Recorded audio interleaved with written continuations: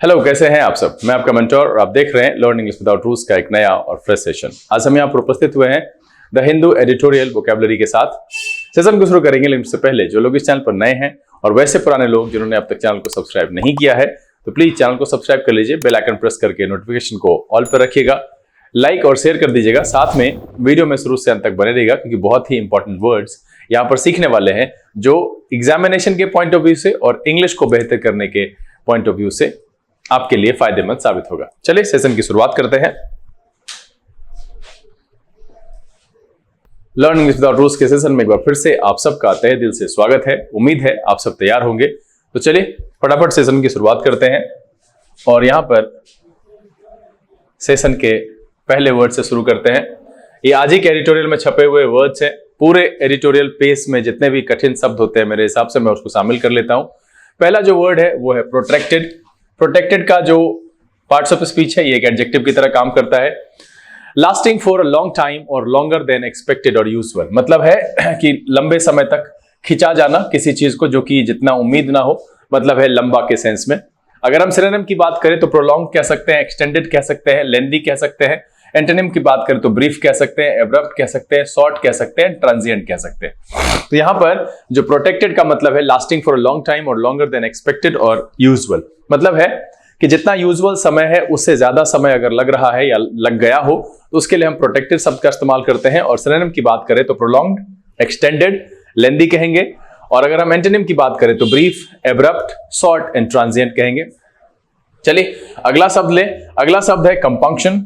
Compunction देखिए यहां पर जो है TION, मैंने पहले ही कहा है कि इसका जो पार्ट्स ऑफ स्पीच हो जाएगा वो नाउन हो जाएगा। मैंने बताया है कि TION सफिक्स जिसमें लगा हुआ होता है वो नाउन होता है। इसका जो मीनिंग है अ guilty feeling about doing something, है ना। गिल्टी वाली फीलिंग, खेद या पश्चाताप कह सकते हैं। Guilty feeling about doing something. Synonym कहें तो qualm, doubt, remorse and guilt. क्या कहेंगे सिनोनिम में? Qualm, doubt, remorse and guilt. Antonym की बात करें तो कन्विक्शन, एप्लॉम एंड डिस्डेन। क्या है? Conviction, aplomb and disdain. यहां जो कंपंक्शन है इसका मतलब है खेद और पश्चाताप। चलिए अगला शब्द लेते हैं। अगला है पेनेशिया। पेनेशिया नाउन की तरह है, इस्तेमाल होता है। इसका पार्ट्स ऑफ स्पीच नाउन है और इसको आप जानते होंगे पहले से। पेनेशिया का मतलब होता है something that will cure all diseases or solve all problems and difficulties. A universal remedy कहते हैं इसको। रामबाण कह लीजिए, संजीवनी कह लीजिए, सर्वरोग नाशक कह लीजिए। अगर हम सिनोनिम की बात करें तो नॉस्ट्रम कहते हैं, एलिक्सिर कहते हैं, रेमेडी कहते हैं। Nostrum, elixir and remedy. Antonym की बात करें डिजीज, इंजरी एंड पेन कहेंगे। क्या कहेंगे? डिजीज, इंजरी एंड पेन कहेंगे। पेनेशिया, यहां तीन शब्द आए इस पेज पर। पहला जो है प्रोट्रैक्टेड, इसका मतलब होता है लंबा, यानी कि लॉन्गर देन एक्सपेक्टेड और यूजुअल। कंपंक्शन का मतलब होता है खेद और पश्चाताप। पेनेशिया का मतलब होता है रामबाण, संजीवनी या सर्वरोग नाशक। चलिए हम आगे बढ़ते हैं। अगला जो शब्द है वो है रिवैम्प। रिवैम्प और रिवैम्प का जो पार्ट्स ऑफ स्पीच है ये वर्ब और नाउन दोनों तरीके से इस्तेमाल किया जाता है। रिवैम्प, अब इसकी मीनिंग देखिए, to change something in order to make it more attractive and more modern. मतलब है किसी चीज को अगर हम चेंज करें ताकि वो और अट्रैक्टिव दिखे और मॉडर्न दिखे, तो उसके लिए हम जो वर्ड यूज करेंगे वो होगा रिवैम्प। रिवैम्प का मतलब होता है पुनर्निर्माण करना, नया करना या अच्छी तरह मरम्मत करना। अब अगर हम सिनोनिम की बात करें तो रेनोवेट, ओवरहॉल एंड रिवाइव। क्या है? रेनोवेट, ओवरहॉल, और ओवरहॉल मैंने आपको पढ़ाया है इससे पहले, एंड रिवाइव। एंटोनिम की बात करें तो break, damage, destroy and ruin. अब देखिए यहां पर क्या है? पुनर्निर्माण करना है, नया करना है, मरम्मत करना है। तो यहां पर break, damage, destroy and ruin जो है इसके एंटोनिम के तौर पर इस्तेमाल किया जा सकता है। चलिए जो अगला शब्द है वो है रेजिग। रेजिग जो है ये वर्ब और नाउन ये भी दोनों तरीके से इस्तेमाल होता है। रेजिग का मतलब होता है to change and improve the arrangement of something. और अगर देखेंगे तो ये दोनों कहीं ना कहीं सेम लगता है। To change and improve the arrangement of something का मतलब है रेजिग। इसका मतलब भी होता है बदलाव करना। सिनोनिम की बात करें ऑल्टर, रिवैम्प एंड रीअरेंज। क्या है? Alter, revamp and rearrange. Antonym की बात करें तो डैमेज, सबोटेज एंड क्रश। क्या है? Damage, sabotage and crush. चलिए अगला जो शब्द है वो है स्टैचर। स्टैचर नाउन की तरह इस्तेमाल होता है। स्टैचर का जो पार्ट्स ऑफ स्पीच है ये नाउन है। The importance and respect that somebody has because people have a high opinion of his or her skill or what of he or she has done। मतलब है कि अपने कर्मों की वजह से जो प्रतिष्ठा मिलती है, जो इज्जत मिलती है, उसको कहते हैं स्टैचर। मतलब होता है महत्ता, क्षमता या उपलब्धि से कमाई हुई इज्जत और रुतबा, उसको कहते हैं स्टैचर। सिनोनिम की बात करें तो एमिनेंस कहेंगे, डिग्निटी कहेंगे, प्रोमिनेंस कहेंगे। और एंटोनिम की बात करें तो इनएडिक्वेसी कहेंगे, इंपॉर्टेंस कहेंगे एंड इनएबिलिटी कहेंगे। क्या कहेंगे? इनएडिक्वेसी कहेंगे, इंपॉर्टेंस कहेंगे, और कहेंगे इनएबिलिटी। इस पेज पर जो 3 शब्द आए, पहला है रिवैम्प। रिवैम्प का मतलब होता है पुनर्निर्माण करना, नया करना या अच्छी तरह मरम्मत करना। मतलब है to make it more attractive and more modern. उसमें क्या करना है, टू चेंज समथिंग। मतलब है to change something in order to make it more attractive और मोर मॉडर्न। रिजिक का मतलब है to change and improve the arrangement of something. And stature का मतलब है महत्ता, क्षमता, उपलब्धि से कमाई हुई इज्जत और रुतबा। मतलब है रेपुटेशन, जो आपके काम की वजह से और आपके जो क्षमता और कैपेसिटी की वजह से आपको मिलती है, उसको हम कहते हैं स्टैचर। चलिए, जो अगला शब्द है यहां पर वो है इल्यूड। इल्यूड वर्ब की तरह इस्तेमाल होता है और इसका मतलब होता है to manage to avoid being cot.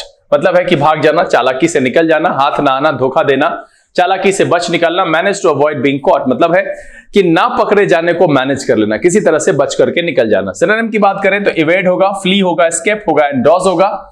Antonym की बात करें तो कन्फ्रंट होगा, एबेट होगा, एनकाउंटर होगा एंड एड होगा। ठीक है, अगर हम एंटोनिम की बात करें तो कन्फ्रंट कर सकते हैं इसके एंटोनिम के तौर पर इस्तेमाल, एबेट कर सकते हैं, एनकाउंटर कर सकते हैं, ऐड कर सकते हैं। अगला जो वर्ड है वो है मिल्यू। मिल्यू एक नाउन की तरह इस्तेमाल होता है और ये एक ऐसा शब्द है जहां पर मैंने इसका एंटोनिम नहीं डाला है। ठीक है, एंटोनिम मुझे नहीं लगा कि यहां पर कुछ भी ऐसा एंटोनिम बनता है और मैंने बहुत ढूंढने की कोशिश की, फिर ऐसा आएगा तो मैं डाल दूंगा। The social environment that you live और वर्क इन। मतलब एक ऐसा सोशल एनवायरमेंट जहां पर आप रहते हैं और काम करते हैं, इसका मतलब है परिवेश और वातावरण से। इसका मैंने सिनोनिम दिया है एम्बियंस एंड सराउंडिंग्स। क्या है सिनोनिम्स, क्या होगा, एम्बियंस एंड सराउंडिंग्स, और एंटोनिम मैंने छोड़ दिया है यहां पर। अगर आप सबको समझ में आता है आप कमेंट में लिख करके बताइए कि क्या इसका पॉसिबल है। देखिए पॉसिबिलिटी दिखी मुझे, एंटोनिम्स की थी वहां पर, लेकिन वो संदर्भ के हिसाब से फिट बैठ नहीं रहा था, इसलिए मैंने उसको छोड़ दिया। जहां पर भी बेहतरीन ऑक्सफोर्ड की बात करें, कैम्ब्रिज की बात करें, वहां सिर्फ सिनोनिम दिया हुआ था, एंटोनिम समझ में नहीं आ रहा था, इसलिए मैंने उसको छोड़ा है। फिर हम आगे देखते हैं, शामिल करेंगे। तो यहां पर जो पहला वर्ड है वो है इल्यूड, हाथ ना आना, धोखा देकर निकल जाना या चालाकी से बच निकलना। मिल्यू का मतलब है परिवेश या वातावरण, एम्बियंस और सराउंडिंग्स इसके सिनोनिम के तौर पर इस्तेमाल कर सकते हैं। अगला जो शब्द है वो है पिवोटल। ये एडजेक्टिव की तरह इस्तेमाल होता है। पिवोटल का मतलब है सेंट्रल एंड इंपॉर्टेंट और great importance because other thing depend on it. मतलब है कि निर्णायक होना, प्रधान होना, और इसीलिए भी ताकि कुछ और चीजें इस पर निर्भर करती है। सिनोनिम के तौर पर कहें तो क्रूशियल कह सकते हैं, वाइटल कह सकते हैं, डिसिसिव कह सकते हैं। क्रूशियल, वाइटल, डिसिसिव कह सकते हैं पिवोटल के लिए। एंटोनिम की बात करें माइनर, ट्रिवियल एंड अनइंपॉर्टेंट कहेंगे। क्या कहेंगे, माइनर, ट्रिवियल एंड अनइंपॉर्टेंट। तो इस पेज पर जो 3 शब्द आए, पहला आया इल्यूड मतलब हाथ ना आना, धोखा देकर निकल जाना, चालाकी से बच निकलना। मिल्यू का मतलब परिवेश या वातावरण, एंड पिवोटल का मतलब होता है निर्णायक या प्रधान। चलिए आगे बढ़ते हैं। अगला जो शब्द है वो है फ्रॉट। ये एक एडजेक्टिव की तरह इस्तेमाल होता है।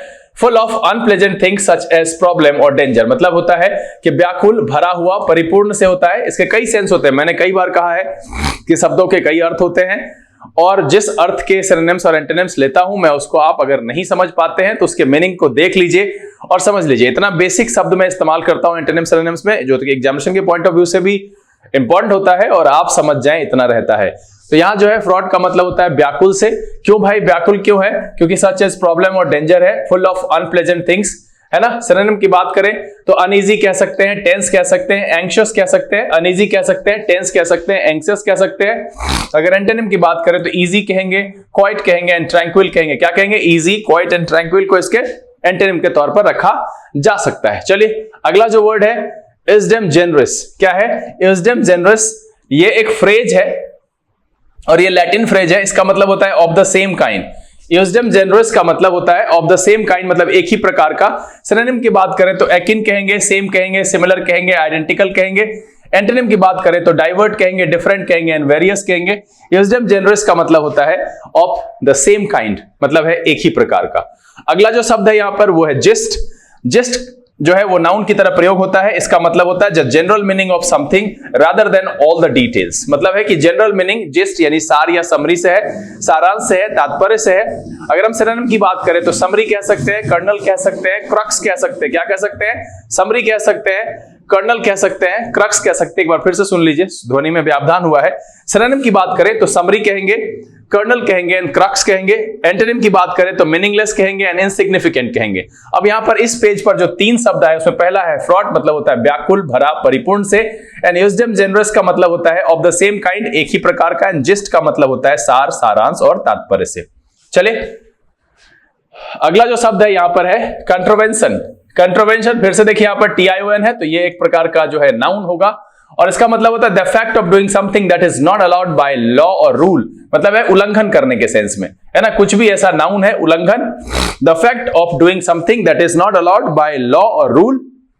सिनोनिम की बात कहें तो ब्रीच कह सकते हैं, वायलेशन कह सकते हैं, इन्फ्रिंजमेंट कह सकते हैं। अगर हम एंटोनिम्स की बात करें, एंटोनिम की बात करें तो यहां पर ओबीडियंस होगा, पीस होगा, अग्रीमेंट होगा। कंट्रावेंशन का मतलब क्या होता है? उल्लंघन से होता है, तो ब्रीच हो जाएगा, वायलेशन हो जाएगा, इन्फ्रिंजमेंट हो जाएगा।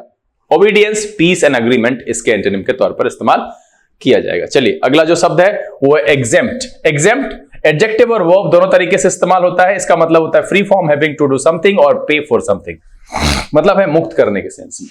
ठीक है, चूंकि एडजेक्टिव और वर्ब दोनों तरीके से इस्तेमाल हो रहा है, मैं यहां पर वर्ब वाला ले लो, मुक्त करना। सिनोनिम देखिए, सिनोनिम इसका हो जाएगा रिलीव, एब्सॉल्व एंड इम्यून।